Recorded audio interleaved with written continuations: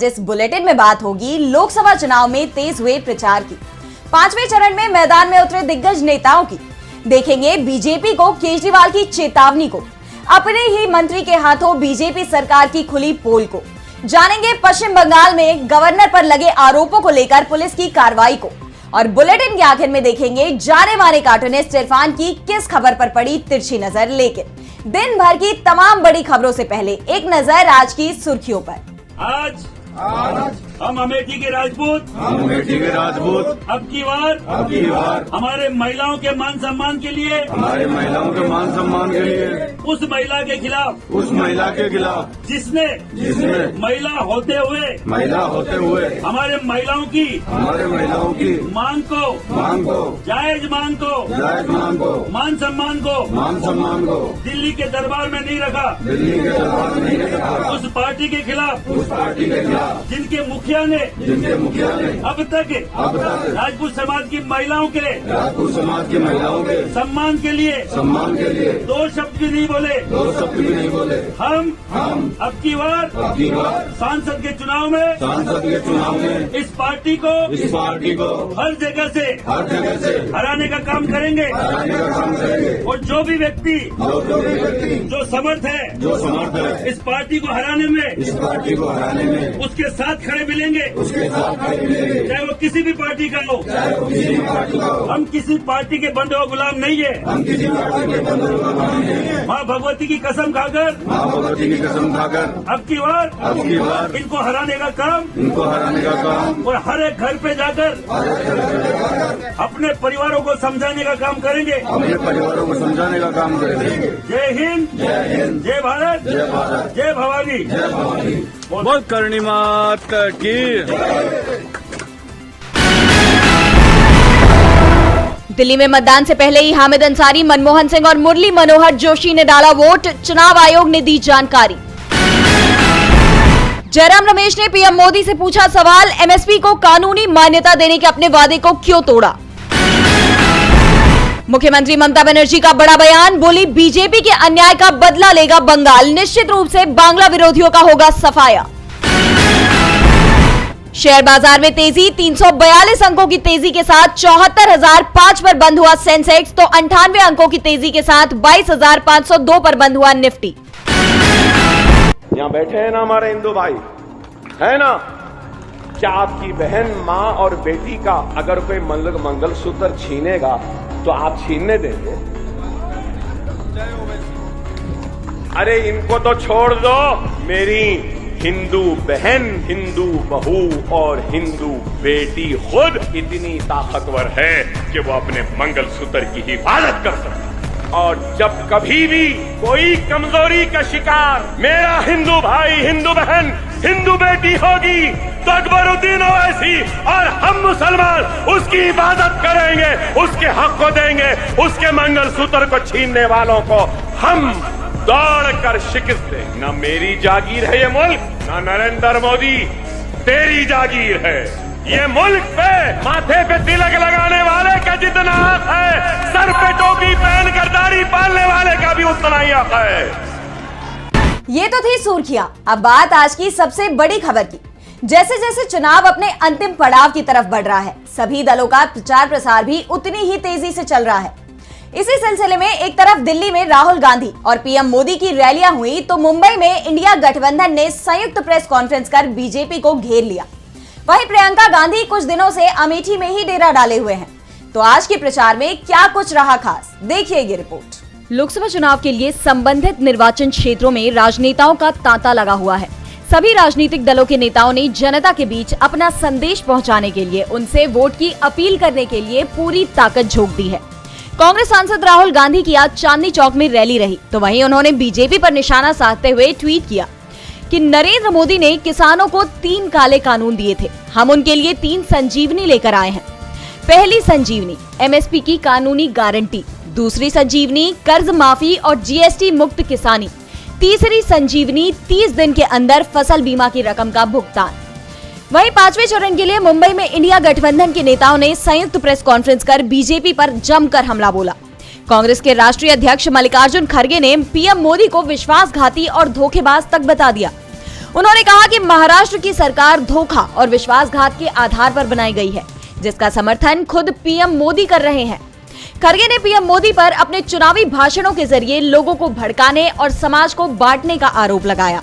वहीं शिवसेना यूबीटी प्रमुख उद्धव ठाकरे ने कहा कि अच्छे दिन 4 जून के बाद आएंगे, जब लोकसभा चुनाव परिणाम घोषित होंगे, जब इंडिया गठबंधन के नेतृत्व वाली सरकार कार्यभार संभालेगी। पीएम के बयान पर पलटवार करते हुए उद्धव ने कहा कि पीएम मोदी हमें नकली शिवसेना कहते हैं, कल वो आरएसएस को नकली संघ कह सकते हैं। मीडिया से बात करते हुए एनसीपी शरद चंद्र पवार के प्रमुख शरद पवार ने कहा कि सत्ता में आने के बाद इंडिया गठबंधन सरकार का कर्तव्य देश के सभी धार्मिक स्थलों की सुरक्षा करना होगा। तो वहीं कांग्रेस महासचिव प्रियंका गांधी ने अमेठी में विशाल रोड शो किया। साथ ही ये दावा भी किया कि कांग्रेस नेता किशोरी लाल शर्मा बीजेपी सांसद स्मृति ईरानी को हराएंगे। पीएम मोदी ने भी आज दिल्ली में अपनी पहली रैली की। सभी राजनीतिक दलों के नेताओं ने चुनाव प्रचार में अपनी पूरी ताकत झोंक दी है और इसी के साथ अब 5वें चरण का चुनाव प्रचार भी शनिवार को थम गया। 20 मई को 5वें चरण में 49 सीटों पर मतदान होना है।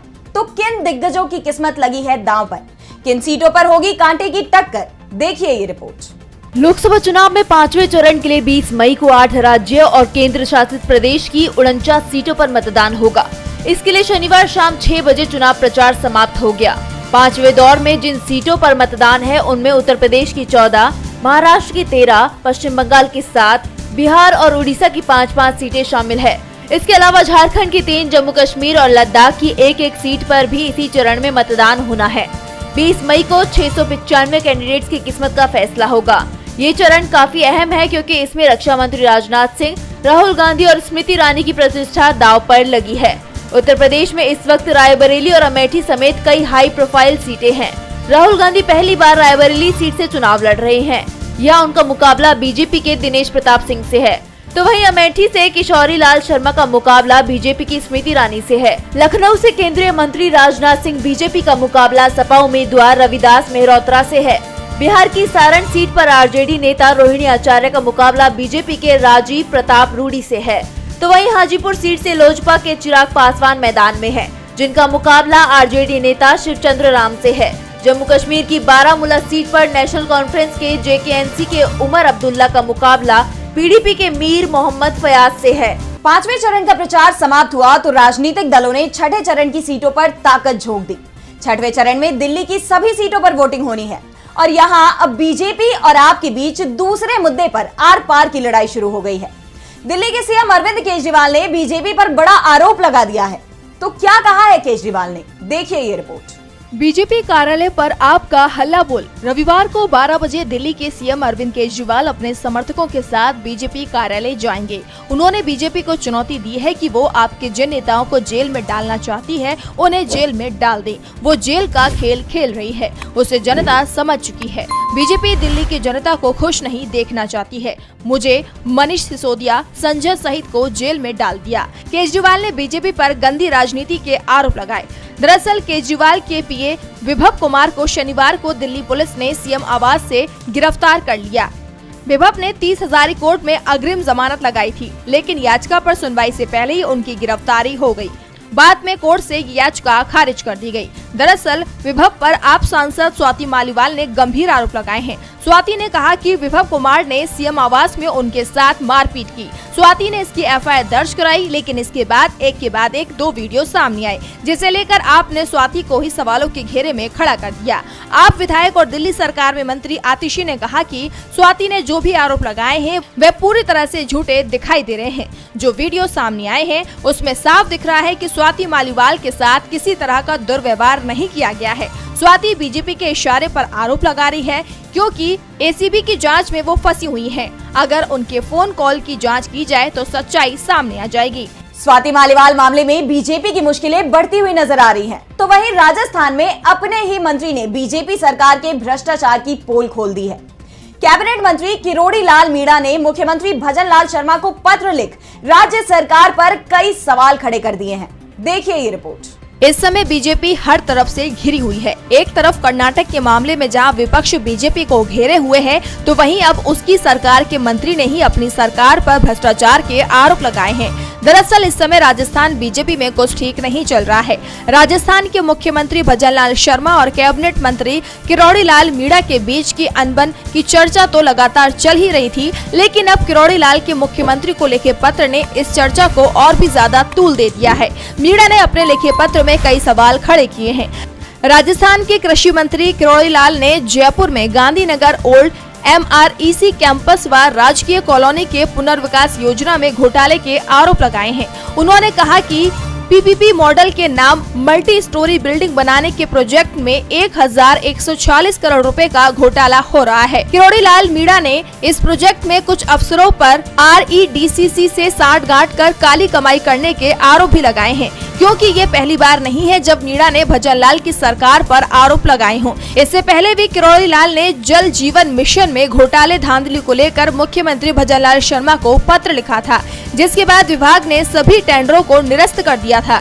लेकिन अब मंत्री किरोड़ी लाल मीणा फिर एक घोटाले को लेकर सीएम भजनलाल को उन्होंने पत्र लिखा है और मीणा के बार बार लिखे जा रहे शिकायती पत्रों ने राजस्थान बीजेपी में सियासी पारा गर्म कर दिया है और मीणा की नाराजगी को खुलकर अब सामने रख दिया है, क्योंकि किरोड़ी लाल मुख्यमंत्री के प्रबल दावेदार थे, लेकिन पार्टी आलाकमान ने उन्हें कृषि मंत्री बनाकर तगड़ा झटका दे दिया था, जिसके बाद किरोड़ी लाल बार बार अपने इस्तीफे की बात कहकर पार्टी आलाकमान पर दबाव बनाने की कोशिश कर रहे हैं। कैबिनेट मंत्री किरोड़ी लाल ने अपनी ही सरकार को घेर लिया है। संकेतों में मुख्यमंत्री पर आरोपों की बौछार कर दी है। तो वहीं पश्चिम बंगाल के राज्यपाल CV आनंद बोस पर शोषण के लगे आरोपों को लेकर पुलिस की कार्रवाई सामने आई है, जिसके बाद राज्यपाल की मुश्किलें बढ़ती हुई नजर आ रही हैं।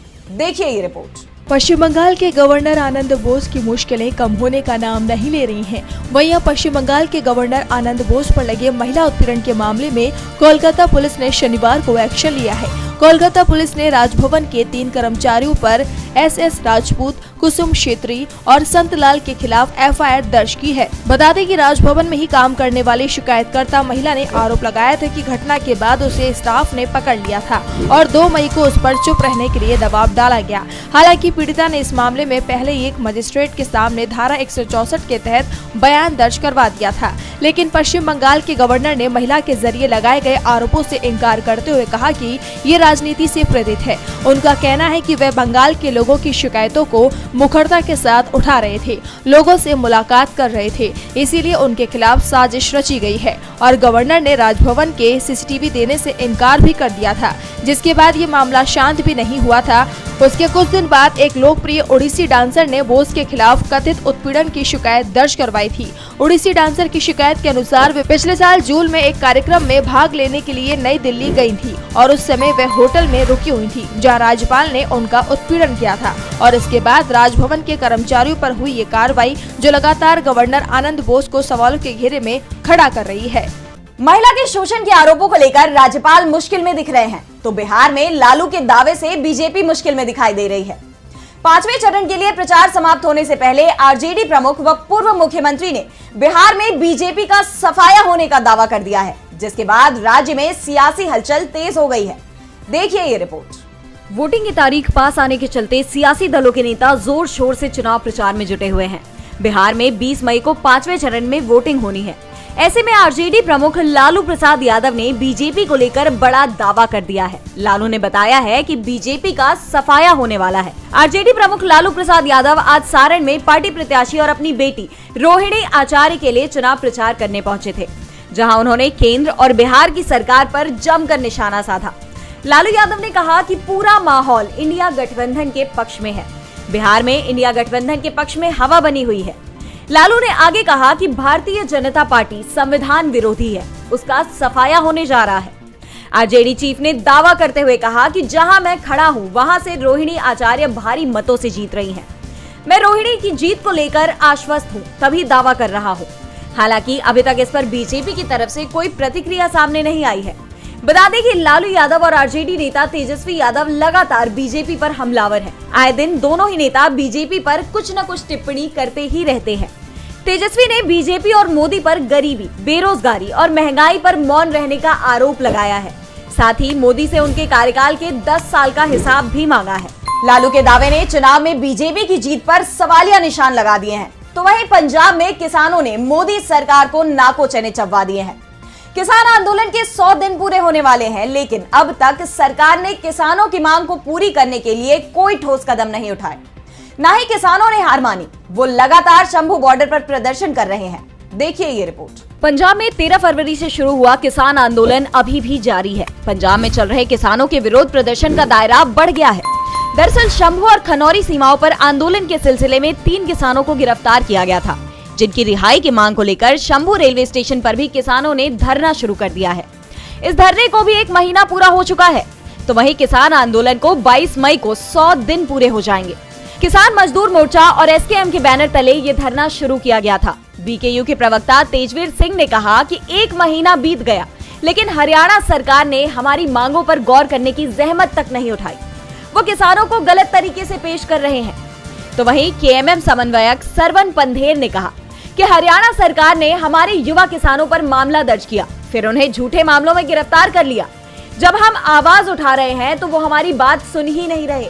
हम कभी भी रेल पटरियों पर नहीं बैठना चाहते थे, लेकिन अगर हमारी मांगे नहीं सुनी गई तो हम क्या कर सकते हैं। मार्च के बीच में अनीश खटकर नामक व्यक्ति को जींद में खटकर टोल प्लाजा पर धरना आयोजित करने की कोशिश के आरोप में गिरफ्तार किया गया था, जबकि नवदीप जलबेरा और गुरकीरत सिंह पर कथित तौर पर पुलिस पर हमला करने के आरोपों में ये मामला दर्ज किया गया है। दोनों को 29 मार्च को अंबाला से गिरफ्तार कर जेल में डाल दिया गया था। इन आरोपों को निराधार बताते हुए बीकेयू नेता गुरमनीत सिंह मंगत ने कहा, उन्होंने हमारे लड़कों को बिना किसी वजह के जेल में डाल दिया है। हम चाहते हैं कि हमारे लड़कों को बिना शर्त रिहा किया जाए। पिछले 1 महीने में हरियाणा सरकार ने किसानों से बातचीत की पहल करने की कोशिश तक नहीं की। वो हमें गलत तरीके से दिखाना चाहते हैं। हम अन्याय बर्दाश्त नहीं करेंगे। इस मुद्दे पर कई बैठकों के बावजूद गिरफ्तार किसानों को अभी तक रिहा नहीं किया गया है। और बुलेटिन के आखिर में देखते हैं जाने माने कार्टूनिस्ट इरफान की किस खबर पर पड़ी तिरछी नजर।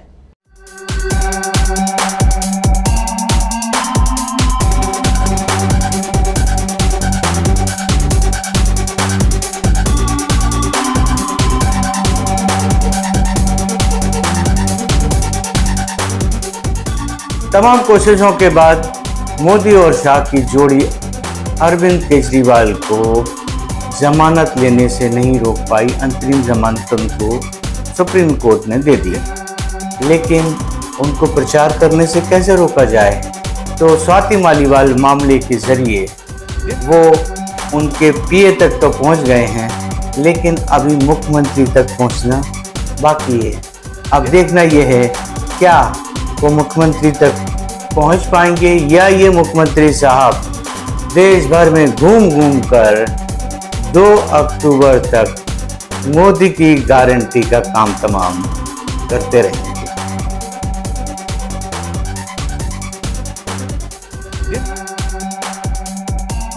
आज सोशल मीडिया से लेकर आपके चलते फिरते जीवन में भी पत्रकारिता के बुरे दौर की चर्चा होती है, क्योंकि जिन लोगों पर सूचना देने की जिम्मेदारी है वो आपके लिए नहीं बल्कि कॉरपोरेट और सरकारों को फायदा पहुंचाने में लग गए हैं। विज्ञापन मॉडल को खारिज कर आप इस बीमारी को दूर कर सकते हैं और अपने नारे को बुलंद कीजिए।